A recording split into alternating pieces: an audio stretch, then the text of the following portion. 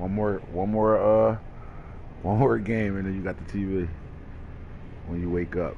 You ain't got to work tomorrow, right? All right, cool. So let me see if this is the new one yet. Here we go. Got the new one up. Nope, that's not the new one. Let's go to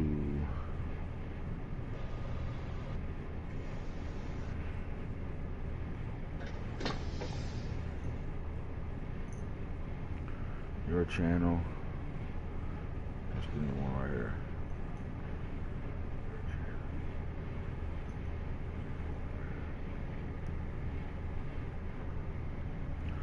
Yo, yo, yo. Yo. Yo. Yep, we good. All right, we locked in. Let me share this one. Hey, we good.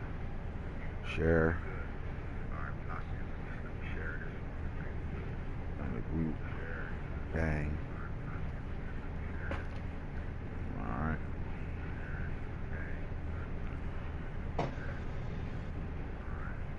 Quarter alert.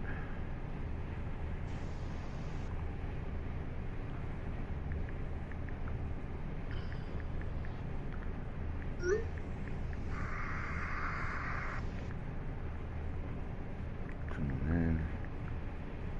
Super Bowl 66. Interviews.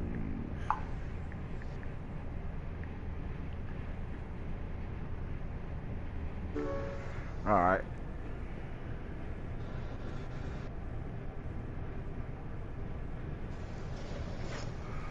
All right, so first of all, season 6 RDL. We in 2031 right now. Super Bowl 66. I don't think nobody league ever went this long. God damn. Super Bowl 66 we are into now, man. We're going to quick interviews here. Game time tonight. We want to talk about the role that the two teams that's in the Super Bowl took to get to the big dance.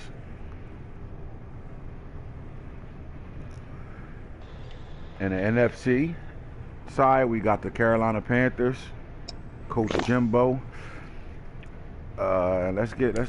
First of all, let's talk about the NFC South, man. Coach Jimbo, we got Coach Jimbo on for the interview, man. We're gonna talk to a couple of his players, and we're gonna talk to the coach himself. First of all, man, give me a little insight on the road that you took to get to where you at right now. Coming from the NFC South, in my opinion, which I believe is the juggernaut division of RDL4, it was tough. It was tough, man. You got the Bucks coach over there. Got a lot of respect for dude, gameplay, the way he play. You got Gator fan, good user. Introduced me to some new stuff on offense that helped me defensively to prepare for it down the season. Blitzed the hell out of you, so that helped me with setting up my offensive line to try and contain certain blitzes. And you got the Falcons, who at any time can be running for top of the division and can win a game at any advance. So first, just give a shout out to that division, and then just the season, man. Playing the Cowboys, which is, in my opinion, probably the toughest coach I played. And then next, the Jaguars. And man, it's just been a crazy season, man. I started this when I first came in. I wanted to create my own team. I have a certain way I play.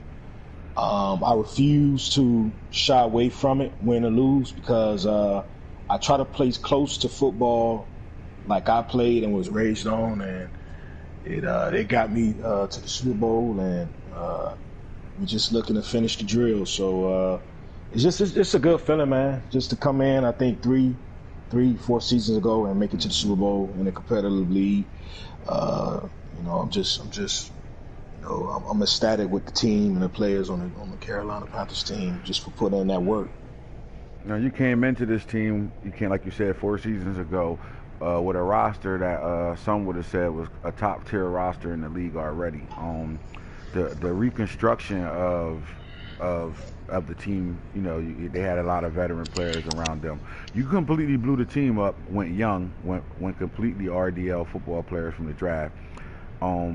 Just talk about that, the fact that how you blew it up to make it your football team, and the struggle of having to play guys with their teams already built already, and you coming in real late into the league and having to compete with that to get to where you are now.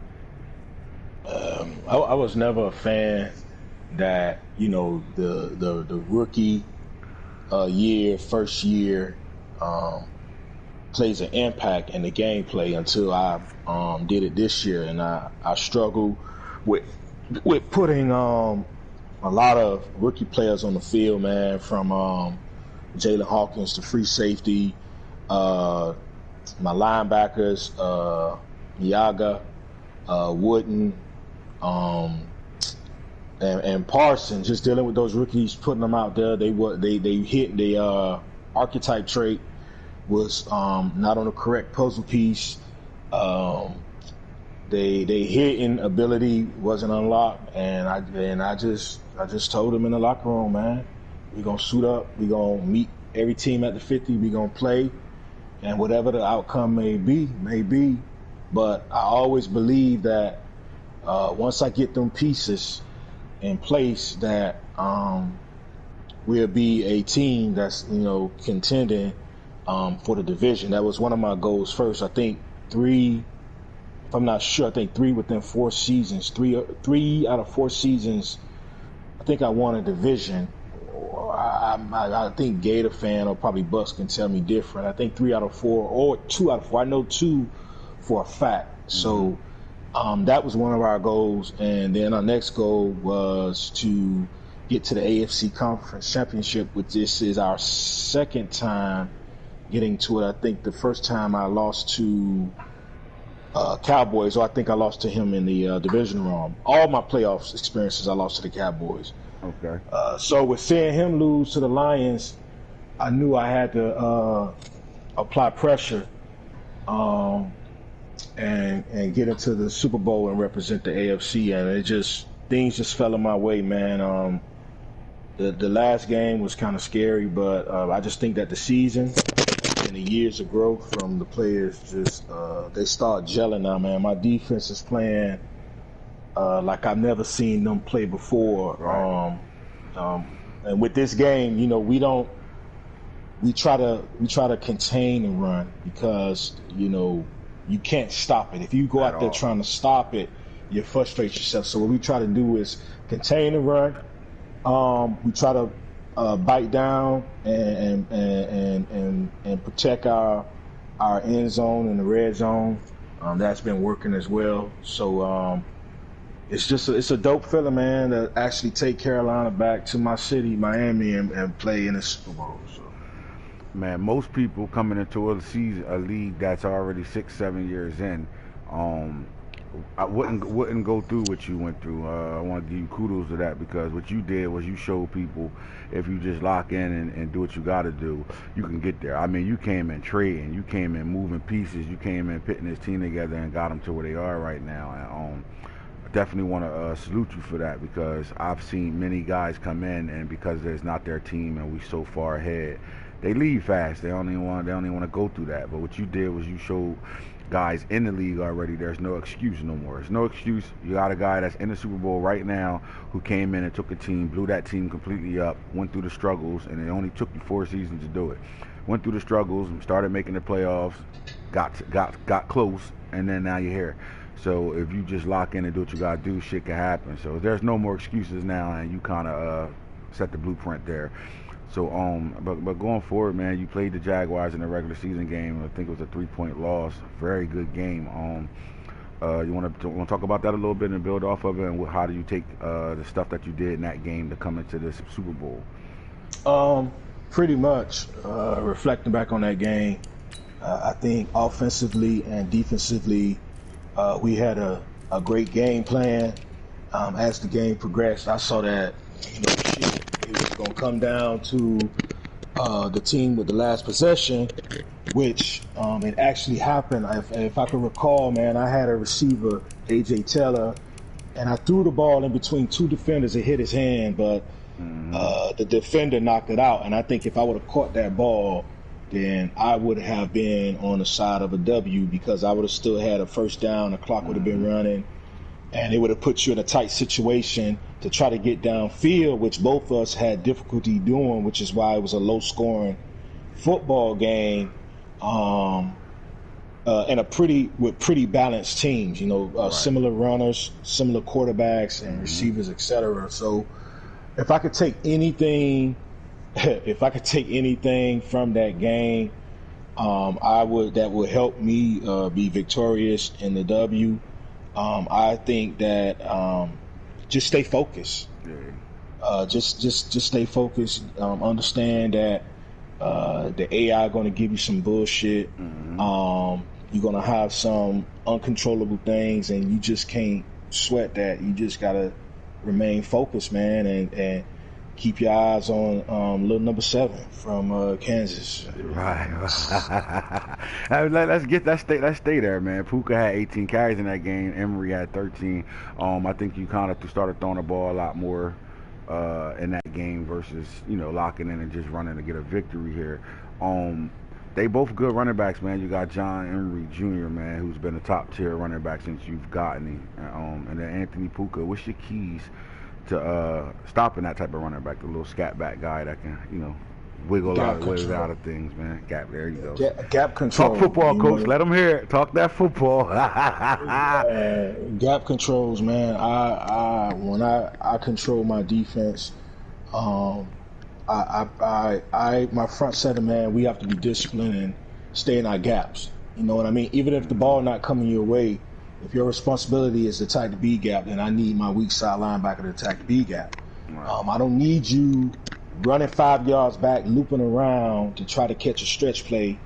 I think we stopped that, and we started focusing on our gaps, and I think it has helped our defense tremendously. Back in my NFC Championship game, Charlie Gardner, that dude was probably second on the list to win MVP, and we pretty much contained him for about 3.5 quarters. I think he was under 100 yards for a long time, and then he had 3 huge breaks, and we just gap control, man. We got to play our gaps, man. Everybody is responsible for a gap. We're not trying to let nobody enter inside our home without knocking first, and if we don't know you, we try to knock your head off. That's just how our defense trying to play. So, gap control, man. That's the only thing we can do, man, to try to contain the run, is just stay in our gaps, man, do our responsibilities. Now, I want to talk to Trey Lance here, man. This guy took over the quarterback job, I would say around mid-season he took the job. Yeah, he took the job over mid-season. All right, so let me ask him on. First of all, let's talk to you as a coach. What made you have the confidence in playing this guy? Because you drafted him. When you did draft him, I know I came back with an interview saying that I thought he would be the starter over there. Like, that was a sneaky pick. First of all, not most people would have stayed away from that, but that was a sneaky pick at the time you picked him, and then you let him sit, and then you decided it's his time. What made you feel like it was his time? I think we talked, and I specifically drafted him when I saw him there. I follow college football heavy, right. And many may not know he played for North Dakota State, and the guy had 42 touchdowns, no interceptions. Right. You know what I'm saying? Right. And so when I saw him sitting there, I had Teddy Bridgewater, but I wanted to draft my own quarterback. I ended up trading for Kelly Bryant. I was cool with Kelly Bryant, but he wasn't my quarterback that I drafted. So, right. Locker room talks came around. Emery came around, which is one of the captains on offense. Kayvon came and just was like, "We feel like you're doing Trey Lance wrong. He could be on another team star, and you need to give him a shot." Right. And he has done something Kelly Bryant couldn't do. A big W in the NFC Championship, and now he's in the Super Bowl, man. And just shout out to the players who don't play in a Power 5 conference, but still do big things. Right. Now again, you said you're a big college time football player. I've said this plenty of times on Real Talks. I make the players how I see them. I love college football, so like when I'm making these players, I know who's who. I do get film work on them when I'm making them. How big is it to understand these college players, knowing that you have a commissioner that's going to make these players to the ability, as best of their ability of what I see these players being? So what I mean is, how many people come in and just pick a guy and not really have the background story on them, versus how you see these guys and plug and play them into your system? I think very few know their homework on the players. I think a lot of them look at one of the main attributes is speed. I think some of this person see speed. I think when you look at O linemen, you're looking at strength. You know, you're looking at D linemen, you're looking at strength and speed. So I think a lot of players are like, damn the name. They just go for certain attributes that they're looking for. With me, I look at top 10 players that's coming out in that draft class, and if they are edited correctly, 9 times out of 10, I know that those players' attributes going to be on point because of their rankings in reality. So that's why I traded down to get Kayvon, because coming out of high school, that kid was like a JVD, a clowning mixed with a curse. You know, Jesus Christ, his size and stuff. So when they got him, then I went and got Terrence Marshall. Hell, I was trying to get the triple threat.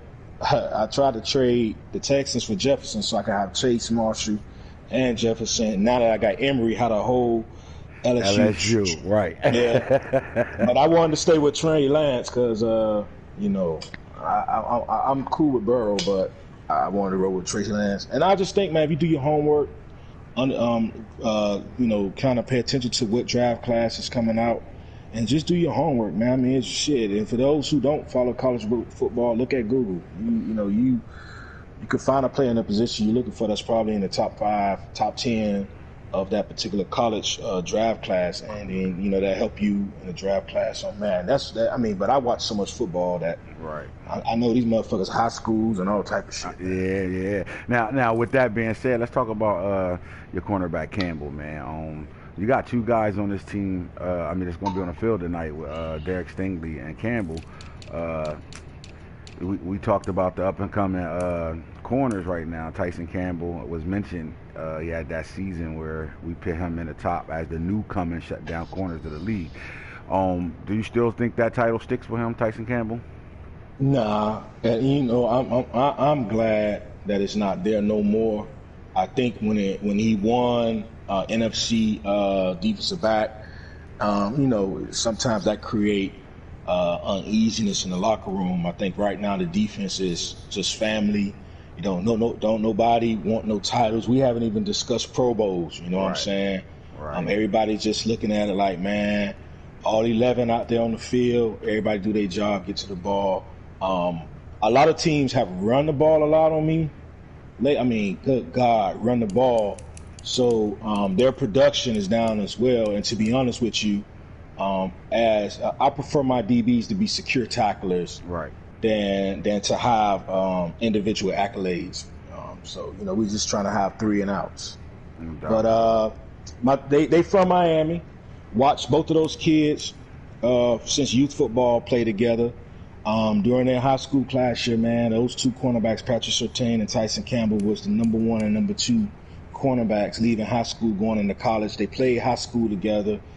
And my nephews and my young ones, and they all played at PPO on the same field with Patrick Surtain, and his dad was out there coaching. So I just wanted to get them boys together and let them play on the same team, and they do their thing, man. They try to hold it down out there on them islands. So shout out to them too. All right, so then Jaden Woodbay, man, let's talk about him and the centerpiece of the secondary that he's been for you, man. The Florida State kid, man, what makes him so important to this defense? He's playing strong safety, but he's built like a linebacker. No doubt. Him and Patrick Queen are the same size.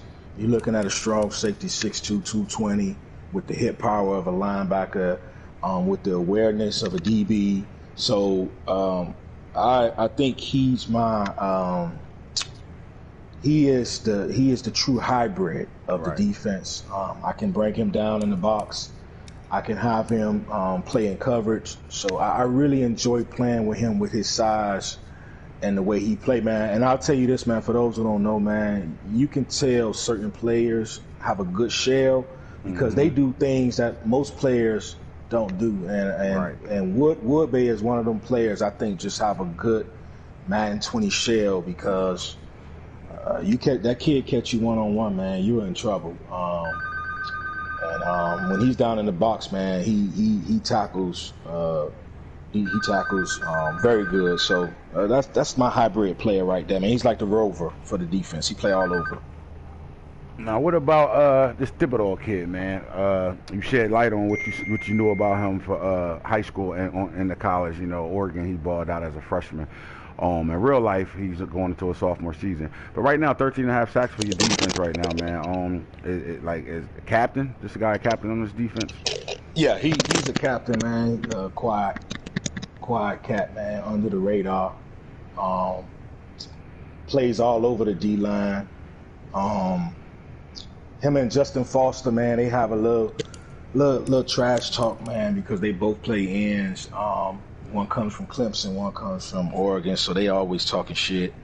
But at any moment, man, once he get the first sack, he's gonna get another one, and that's just it, man. Once he smell blood, he's all out, you know, and he don't stop until war is over. So, DJ got to be on the lookout for him, man, because he hasn't said a word in the locker room, man. He's just on one right now.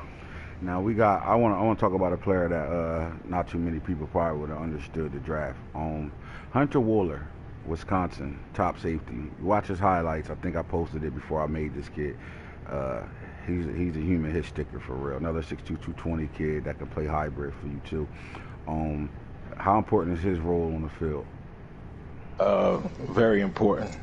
He's the backup sub.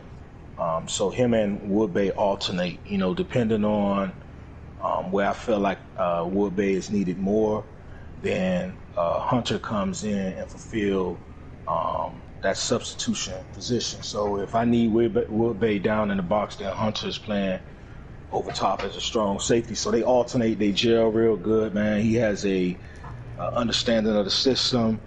I like playing him down in the box a lot too, man, because for some reason, man, his block shedding is crazy. So he's very, very, very important in my scheme as well, man. We play a 4-3 base, you know, so we don't play 3D linemen. We play a 4-3 base, and that helps with fast sub linebackers like him, man, to get through them gaps whenever we call certain blitzes or whenever the runner is coming up in that particular gap that sub linebacker has to cover. So very important. All right, Coach, you spent 4 seasons getting your team ready and prepared, and it seems like this is a complete family-oriented team over here. There's no individual standouts. They all seem like I go to talk to Wooler or I go to talk to Woodbay, he's talking about somebody else on the team. I go to talk to one of the guys on offense, they're talking about somebody on the defense. So, you got these guys, you got the complete attention of the locker room right now, man. And they getting ready to play in the biggest game of their careers right now, man. What do you tell them right before you walk out of the locker room? Just look at it as a game. You know, playing in a BCS championship, we have some players who been involved in the BCS championship. Don't get caught up in the hype. Stay calm, stay focused. Shit gonna happen, but it's our job to respond back to whatever happens. We've been tuning out the noise. Tuning out television and all of that stuff, man. We just been one. So, trying to keep our morale high. We have a very high morale right now, man, coming through the season we came through. And being where we at, man, we have some doubters that say we shouldn't be here. But we don't pay attention to that, man. You know what I'm saying? If they ain't hating, then if they hating, that means that you're doing something right. People don't pay attention to people who ain't popping. You know what I'm saying? So Mm-hmm. we just look at it like that. But you know, we're gonna give it our all, man. All 60 minutes, lay it all out there on the field. Um, Especially in our own backyard. You know what I'm saying? I told them, man, do it for coach. You know, they Mm-hmm. know I'm from Miami. So got a very competitive team across from us. Uh, Probably the top 4 linebackers we played all season. Got Towers at safety. So, you know, we're just going to be careful with the ball on offense, but we're not going to shy away from what we do. Right. We've been doing it all season, win or lose. That's what we're going to keep doing. And on defense, man, we gonna stand on our pivot and just continue to do what we do. That got us here, you know, and just represent for the NFC. Well, Coach, man, a really good interview we just had, man. I think it was well deserved, man. Definitely deserve to be where you are, man. You put the work in to get to where you are, man. Good luck in the game tonight, man.